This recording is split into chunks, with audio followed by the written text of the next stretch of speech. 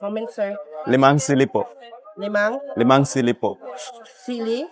Sorry, sir. Now, we don't have sili. You speak Tagalog? Me, opo. Speak Tagalog with me. Okay. Wala po kami sili ngayon, sir. Sige, sige. Yes, sir. Lima, Did ate say? limang sili po. She said she doesn't have sili. What do you think? What do you take me for? Do you think I'm not Filipino? Hello? Yeah. Okay. What's the name of this place? Stir Apple Canteen, sir. Come again? Stir Apple Canteen. Star Apple. Yeah.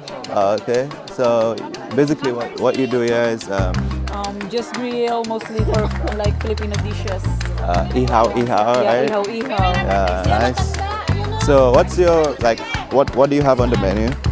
Right now, sir, well, usually every night we have different types of fishes like the snappers, the groupers, tunas. Okay. We also got squids. Is that tuna? Yeah, those are tunas, the tail parts. And then sometimes we got prawns and shrimps.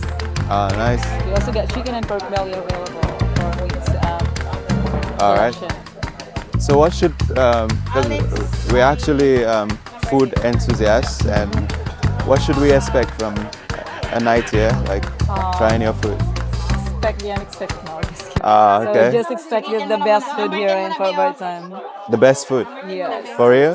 Yes, for real. Like in the whole of Palawan? I'd say yes. Of course. That's pretty confident.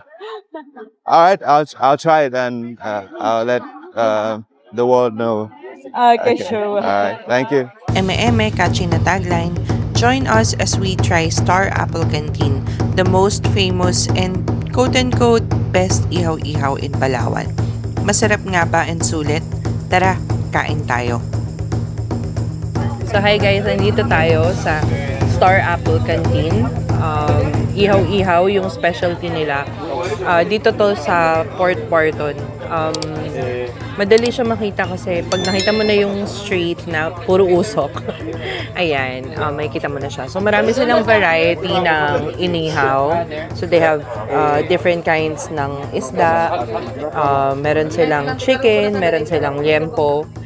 So what we have here now is yung inihaw na manok. So quarter chicken siya. May kasama siyang isang slice ng pinya. And meron tayong ensaladang talong. And then it comes with rice na rin. So this one is 300 pesos. Ayan. So malaki naman siya, malaki yung chicken, no? Let's try if masarap siya. Lasa siyang normal na chicken barbecue. Alam mo yung mga chicken barbecue sa kanto, yung medyo matamis, ganon. So, ganon yung lasa niya. So, for 300 pesos, I guess, okay lang siya. Malaki naman yung chicken, pero ayun, malamang mapapa-extra rice ka.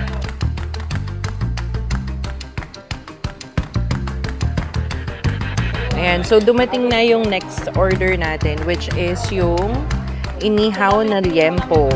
So, mukhang marami naman siya, no? This is 350 pesos. So, I guess, for me, pwede siyang for sharing. Order na lang ng extra rice, ganun. Kasi mukha naman siyang marami. Pero sige, tikman natin siya.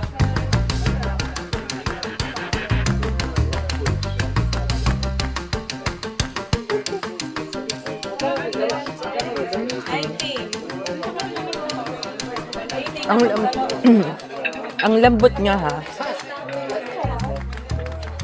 Very tender. Tama lang yung ratio ng taba and laman. And kahit yung balat ng liempo, usually pag ganitong inihaw, hindi ko kinakain. Kasi, like, matigas kainin. Pero ito, sobrang tender niya. So, I think 350 is worth it naman dito. Alright, so there was actually a big hype when we got here.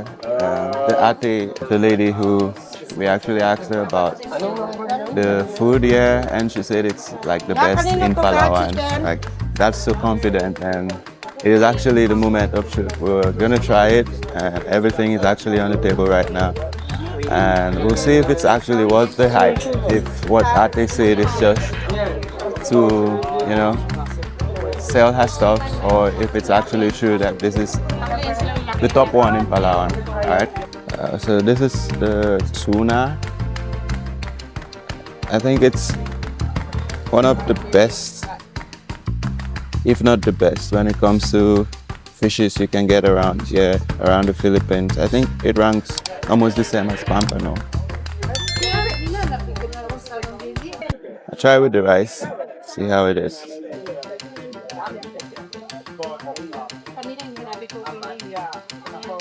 I think it's good, just salty. I would have preferred it on the spicy side, and they ran out of chili as well, so I can't even modify it to my taste, but it's not bad. It's actually not bad, but all I can taste is salt and fish, so I wish it had more. I wish it had chili,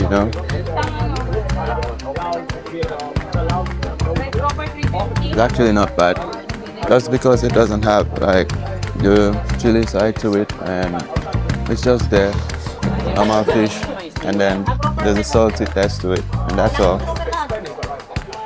I think I need more from my fish. I like it to be spicy, so okay, that's it. 6 for this.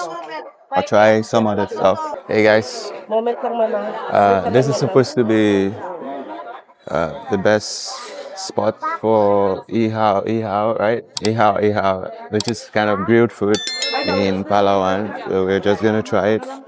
I actually got grilled corn or maize. I don't know what you call it where you. So I'll just try it now.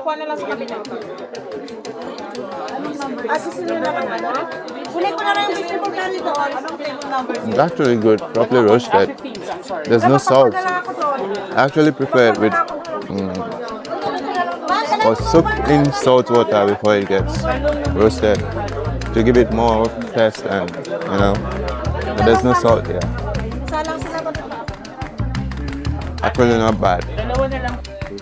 Ayan, so si Andre daw sanay siya na may asin yung inihaw na mais. Pero I think okay naman siya. Kaso na-serve siya, hindi na mainit. Kasi kanina pa ata kami tinatawag, pero nandito na kami sa likod nila. So, okay lang siya. At ano pala to? 75 pesos. Ano, nagutom ka ba? Don't forget to like and subscribe for more Port Barton videos. Eme, sa susunod ulit.